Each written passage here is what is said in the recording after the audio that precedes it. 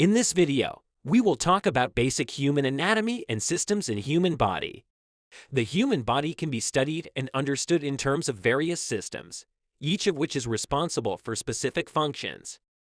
Here are some of the major systems of the human body: skeletal system, muscular system, cardiovascular system, nervous system, respiratory system, digestive system, urinary system, endocrine system, lymphatic system, and reproductive system.